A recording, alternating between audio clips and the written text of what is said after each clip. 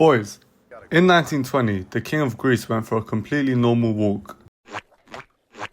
Less than a month later, he was dead.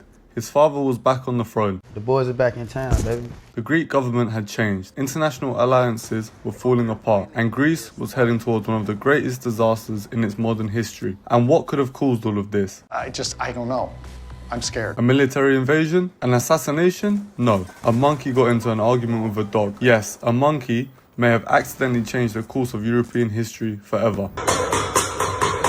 Our story begins with Alexander of Greece, and Alexander was not actually supposed to become king. He was the second son of King Constantine, meaning his older brother George was ahead of him in the monarchy queue. Who, me?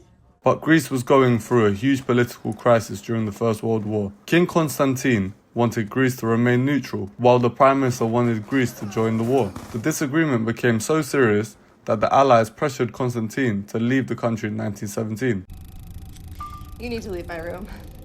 I'm reporting you. But they did not want Constantine's eldest son taking over either, so Alexander was placed on the throne instead. He was basically the monarchy's emergency sub. Alexander was only 23 years old and had very little real political power. The Prime Minister and his government were largely running the country, while Alexander performed the royal duties. He was a king, but with parental controls enabled. Oh, well, king in the castle, king in the castle.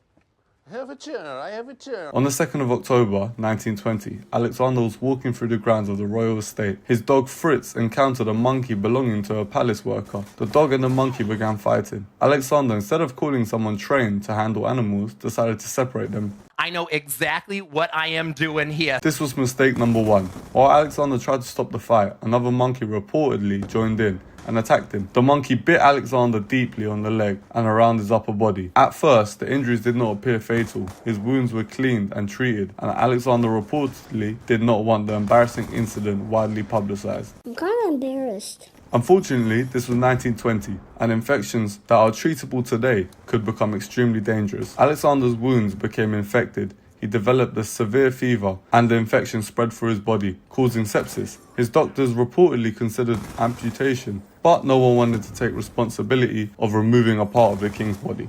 Well, that sucks. For weeks, Alexander's condition became worse.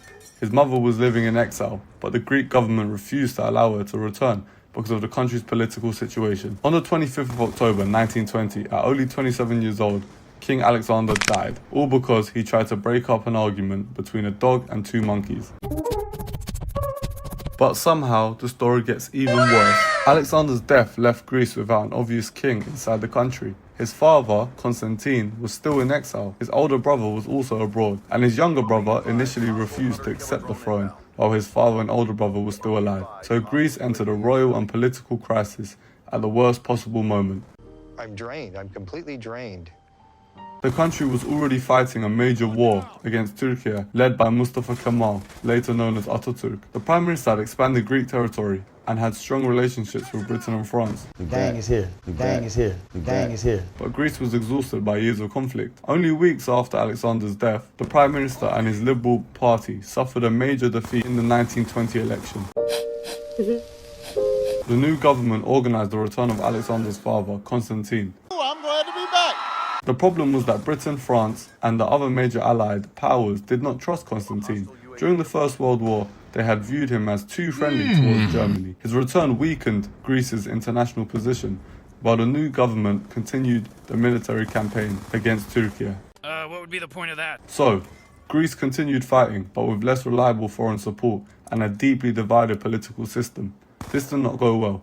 In 1922, Turkey defeated the Greek army. Greek troops retreated from Anatolia, and the burning of Izmir became one of the defining horrors of the conflict. Hundreds of thousands of Greek Orthodox refugees were forced to flee, and the defeat triggered another political crisis inside Greece.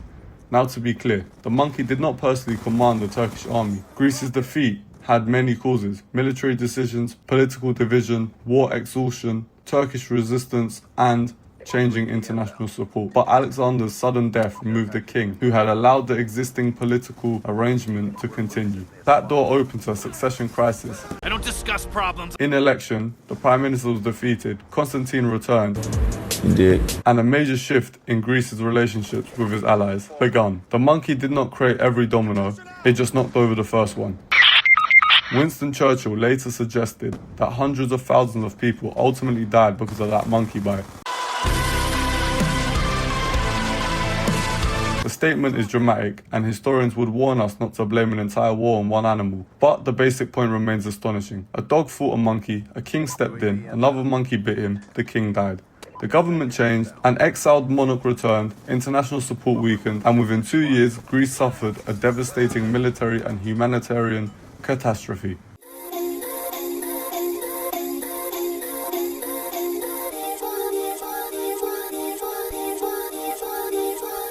I'm a psycho, I love getting lit. Listen, white girl wasted coke on a low.